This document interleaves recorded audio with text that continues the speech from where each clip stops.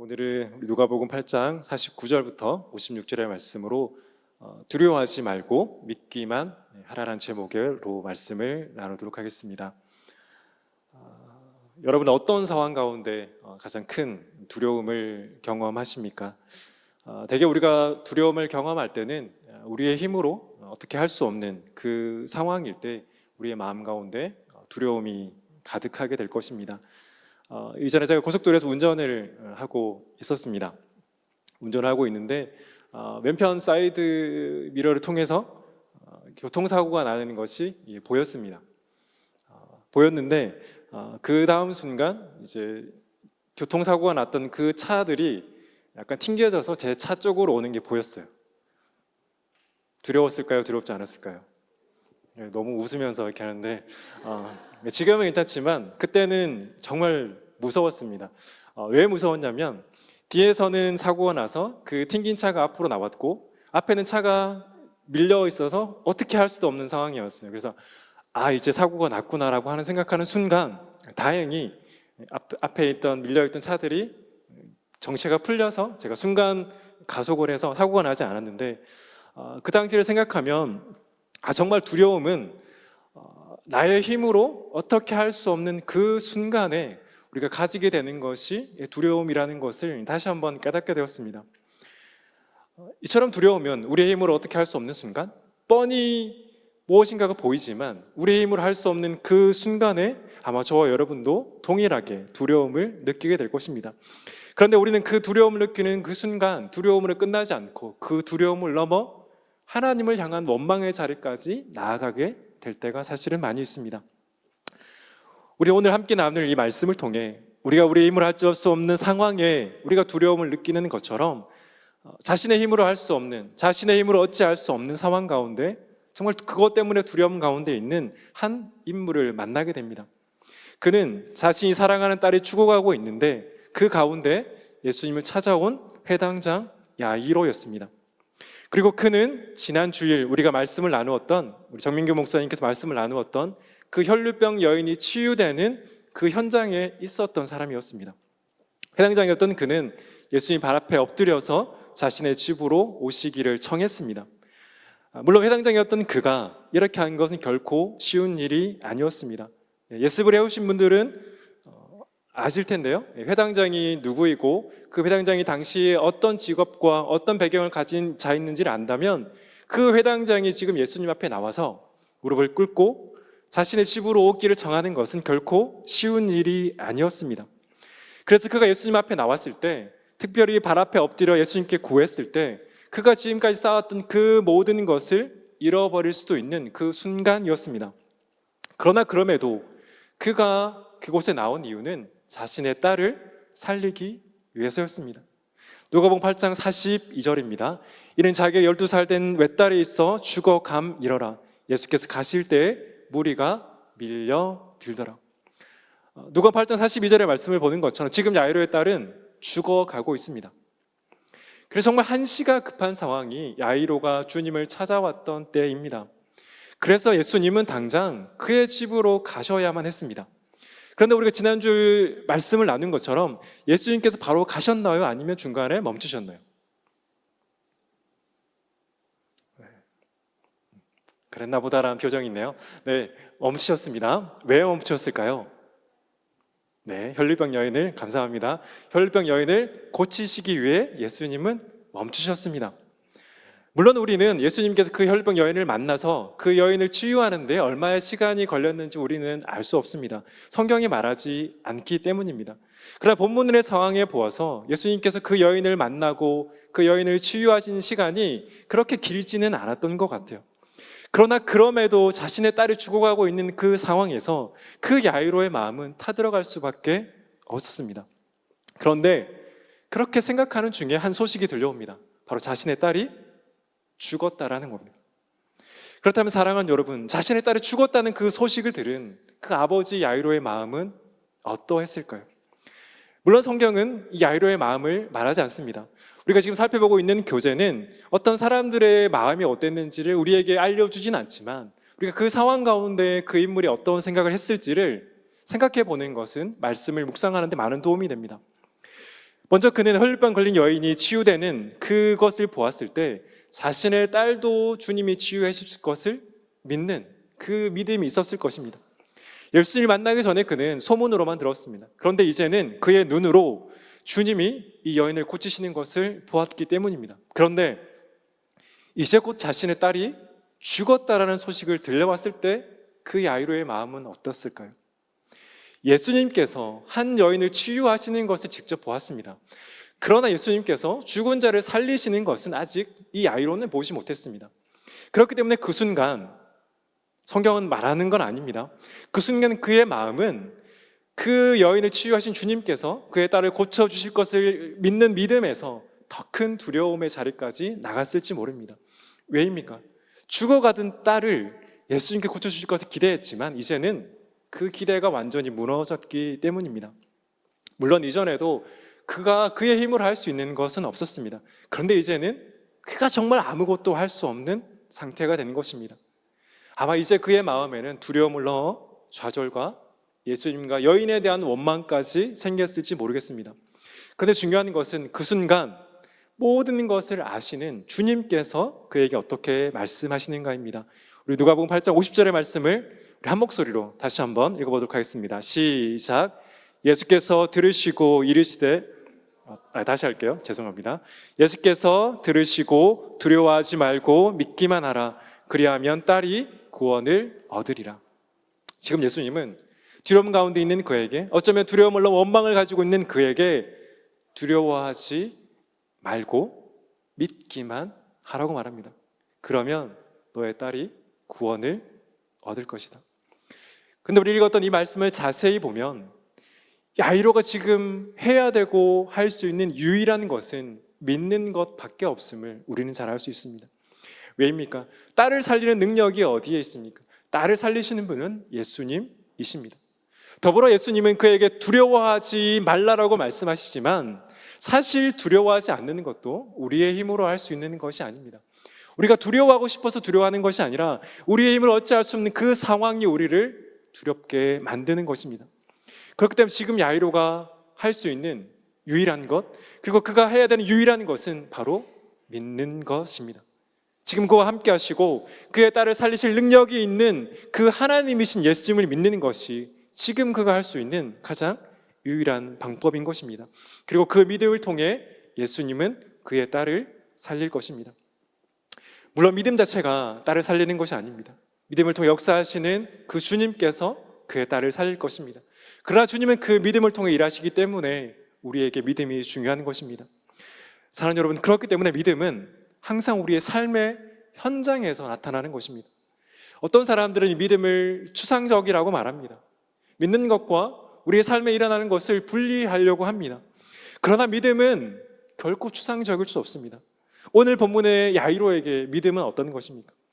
오늘 본문의 야이로에게 그 믿음은 그 믿음을 통해 역사하실 그 믿음을 통해 자신의 딸을 살리시는 믿음입니다. 지난주 살펴보는 혈류병 걸린 여인은 어떻습니까? 그 여인의 믿음은 자신이 예수님의 옷자락만 만져도 회복될 것이라는 믿음이었습니다. 그래서 우리가 말하는 믿음은 결코 추상적일 수 없습니다. 우리가 말하는 그 믿음은 오늘도 저와 여러분의 삶의 현장에서 나타나고 그 삶의 현장에서 역사하는 그 믿음이 바로 하나님께서 저와 여러분에게 말하는 믿음입니다. 출애굽기 14장을 보면 애굽의 바로 왕이 10가지 재앙 후에 자신이 보낸 이스라엘 백성들을 다시 잡기 위해 쫓아오는 장면이 나옵니다. 그때 이스라엘 백성들은 다시 두려워합니다. 사실 며칠 전까지 하나님께서 10가지 재앙을 통해 누가 살아계신 분이심을 분명하게 보여주셨습니다. 그렇다면 그들은 두려워하지 않는 것이 정상이었습니다. 그러나 그들은 다시 그들을 따라오는 그 군대를 보고 두려워하고 있습니다. 출애굽기 14장 10절입니다. 바로 가까이 올 때 이스라엘 자손이 눈을 들어본즉 애굽 사람들이 자기들 뒤에 이른지라 이스라엘 자손이 심히 두려워하여 여호와께 부르짖고. 이어지는 말씀을 보면 결국 그들의 두려움은 원망으로 변화됩니다. 그런데 이스라엘 백성들의 모습을 보면 사실 오늘을 살아가는 저와 여러분의 모습과 크게 다르지 않다는 것을 우리는 발견할 수 있습니다. 우리 힘으로 어쩔 수 없는 상황 가운데 우리는 두려워합니다. 그리고 그 두려움 가운데 결국 하나님을 원망하는 자리까지 나아가는 것이 바로 오늘 저와 여러분의 모습이 아닙니까? 그런데 하나님께서 그때 이스라엘 백성들을 향해 어떻게 말씀하십니까? 출애굽 14장 우리 13절과 14절의 말씀 우리 한 목소리로 한번 읽어보도록 하겠습니다. 시작. 모세가 백성에게 이르되 너희는 두려워하지 말고 가만히 서서 여호와께서 오늘 너희를 위하여 행하시는 구원을 보라. 너희가 오늘 본 애굽 사람을 영원히 다시 보지 아니하리라. 여호와께서 너희를 위하여 싸우시리니 너희는 가만히 있을지니라. 아멘. 하나님은 야이로에게 오늘 본문에서 예수님께서 야이로에게 말하는 것처럼 이스라엘 백성들을 향해 두려워하지 말라라고 말씀합니다. 그리고 그의 딸을 고쳐주실 것을 말씀하는 것처럼 내가 너희를 위해 싸우겠다라고 말씀합니다. 그런데 여기까지 보면 이제 그들은 아무것도 하지 않고 하나님이 하시는 것만 보면 되는 것처럼 보입니다. 그런데 바로 이어지는 말씀을 보면 하나님은 모세를 통해 이스라엘 백성들에게 앞으로 나아가라고 명령하라고 나옵니다. 출애굽 14장 15절입니다. 여호와께서 모세에게 이르시되 너는 어찌하여 내게 부르짖느냐. 이스라엘 자손에게 명령하여 앞으로 나아가게 하고. 바로왕과 그의 군대와 싸우시는 분은 하나님이 맞습니다. 이스라엘 백성들이 싸우는 것이 아닙니다. 그러나 하나님은 그들을 향해 그렇다고 가만히 있는 것이 아니라 한 걸음 한 걸음 걸어서 홍해 앞으로 걸어가라고 말하는 것입니다. 사랑하는 여러분, 다른 것이 믿음이 아닙니다. 믿음은 두렵지 않아서가 아니라 그 두려움 가운데 있지만 말씀하시는 하나님을 붙잡고 한 걸음을 걸어가는 것입니다. 이스라엘 백성들이 홍해 앞으로 걸어갈 때 두려웠을까요? 두렵지 않았을까요? 그의 뒤에는 바로 군대가 있었고 그의 앞에는 홍해 바다가 있었습니다.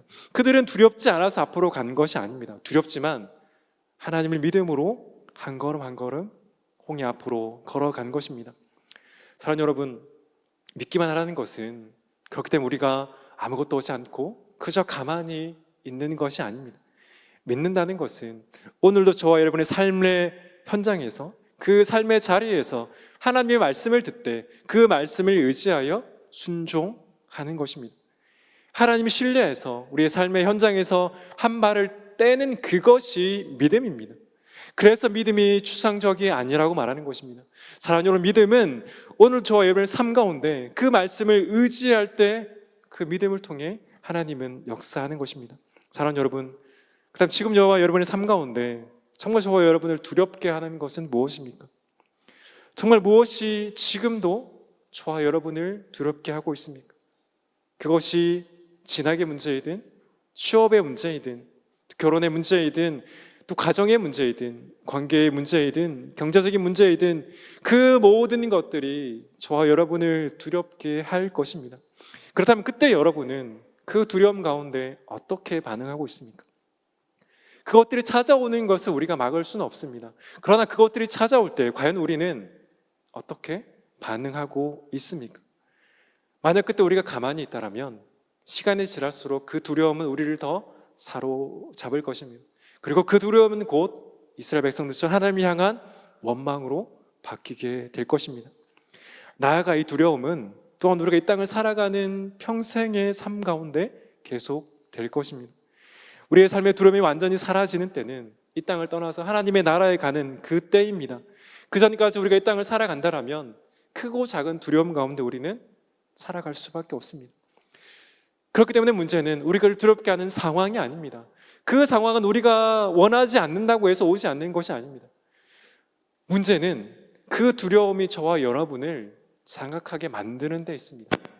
그렇기 때문에 우리는 두렵게 하는 상황 가운데 우리의 힘을 어찌할 수 없는 두려움이 아니라 야이로처럼 그 순간 우리가 할 수 있고 해야 하는 유일한 행동인 믿음으로 나아가는 것입니다.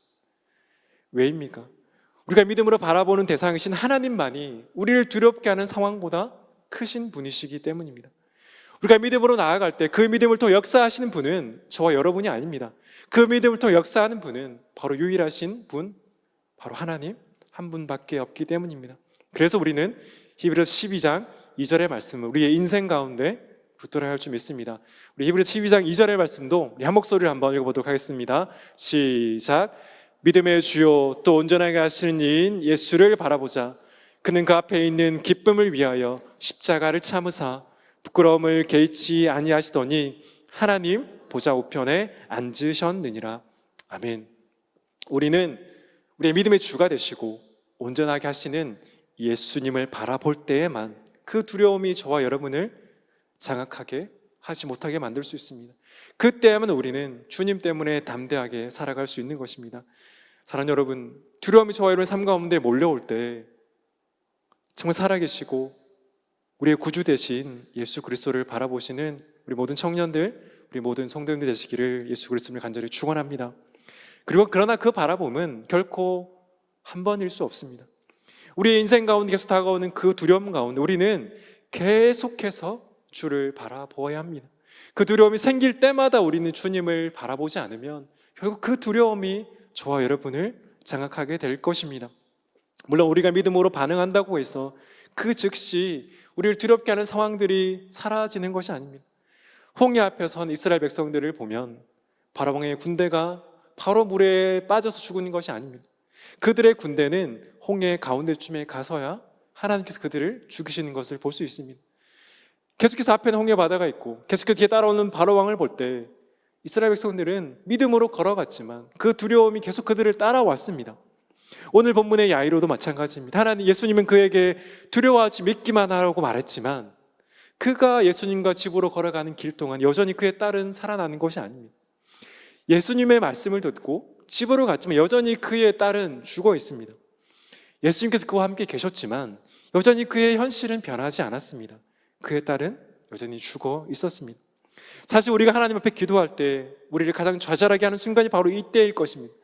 우리가 믿음으로 정말 반응했는데 여전히 우리의 상황은 변하지 않는 것입니다. 우리가 정말 믿음으로 반응했는데 여전히 상황이 변하지 않을 때 우리는 과연 하나님이 나와 함께 하시는 것이 맞나라는 생각이 들 수밖에 없습니다. 야이로도 마찬가지지 않았을까요? 예수님 여전히 그와 함께 계시지만 여전히 그의 딸은 죽어 있었고 그가 그의 딸이 누워있는 방으로 들어갔을 때에도 그의 딸은 죽어 있었습니다.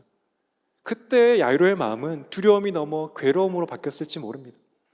이제 우리가 믿음으로 살아가지만 우리를 두렵게 하는 상황은 즉시 해결되지 않을 수도 있습니다. 물론 하나님께서 우리의 두려움을 즉시 해결할 수도 있지만 그렇지 않을 때도 분명히 있습니다. 그러나 우리 그때 믿어야 될 것이 무엇이냐면 하나님께서 하나님의 때에 저와 여러분을 가장 선하게 인도하신다라는 것입니다. 우리가 어떻게 이 사실을 확신할 수 있고 확신해야 합니까? 우리가 그렇게 확신할 수 있는 이유는 우리가 믿는 우리 구주 예수 그리스도께서 선하신 분이시기 때문입니다. 사랑하는 여러분, 그 선하신 주님께서 그 선한 능력으로 오늘도 저와 여러분을 붙들고 계십니다. 우리가 다른 것이 아니라 이것을 신뢰해야 합니다. 다른 사람이 아니라 그 선한 능력을 가진 그 예수 그리스도께서 저와 여러분을 오늘도 붙들고 계시기 때문에 우리가 그 두려움 속에서도 담대히 믿음으로 한 걸음 한 걸음 걸어갈 수 있는 것입니다. 우리에게는 결코 염려하지 않거나 두려워하실 능력이 없습니다. 우리가 하루에 얼마나 많이 염려하고 얼마나 많이 두려워합니까? 그 모든 상황 가운데 우리의 힘으로 결코 염려하지 않거나 두려워하지 않을 수 없습니다. 우리의 선한 능력 되시는 우리의 믿음의 주가 되시고 우리를 온전하게 하시는 그 예수 그리스도를 바라볼 때에만 저와 여러분은 그 두려움 속에서도 담대하게 살아갈 수 있을 것입니다. 사랑하는 청년 여러분, 사랑하는 성도 여러분, 지금 저와 여러분을 두려워하는 상황 가운데 있다라면 그것이 어떤 상황이든 저와 여러분 눈을 들어서 우리의 구주 되시고 우리를 온전하게 하시는 그 예수 그리스도를 바라보시는 저와 여러분 되시기를 간절히 축원합니다. 그럴 때 선한 능력으로 우리 구주 예수 그리스도께서 저와 여러분 붙들어 가시고 계속해서 빚어 가실 것입니다. 그 은혜가 저와 여러분의 삶 가운데 특히 저와 여러분을 두렵게 하는 상황 가운데 있기를 예수 그리스도 이름으로 간절히 축원합니다. 나아가서 우리가 오늘 함께 나눌 그 팀 모임을 통해 우리를 두렵게 했던 그리고 지금도 여러분을 두렵게 하는 그 상황이 도리어 예수 그리스도를 믿는 그 믿음을 강하게 했던 그 귀한 경험들이 있다면 그 팀 모임 가운데 함께 나눠보시기를 원합니다. 그 순간은 그것이 하나님 우리를 버리신 것과 같은 그 생각이 들 때가 있지만 결국 그 시간이 저와 여러분의 믿음을 강하게 하고 두려움 가운데 담대하게 살아갈 수 있는 그 은혜를 줄 것입니다. 그 시간을 통해 저와 여러분의 모든 믿음이 소망하고 결단하는 은혜가 그 팀 모임 가운데 있기를 원합니다. 우리 시간 말씀을 기억하며 우리 찬양했으면 좋겠는데요. 우리 함께 불렀던 선한 능력으로라는 찬양입니다. 주님은 결코 우리에게 그 능력을 가지고 살아가라고 말하지 않습니다. 가사처럼 주 선한 능력으로 저와 여러분을 안으십니다. 그 크신 팔로 우리를 붙들어 주시고, 그렇기 때문에 우리는 절망 속에 흔들리지 않고 사랑하는 주님을 바라보며 살아갈 수 있습니다. 그 선한 능력으로 우리를 붙드시는 그 주님께 우리를 두렵지 않게 하고 우리 염려하지 않게 능력 있음을 고백함으로 말씀을 기억하며 가사를 기억하며 우리 찬양 가운데 나가도록 하겠습니다.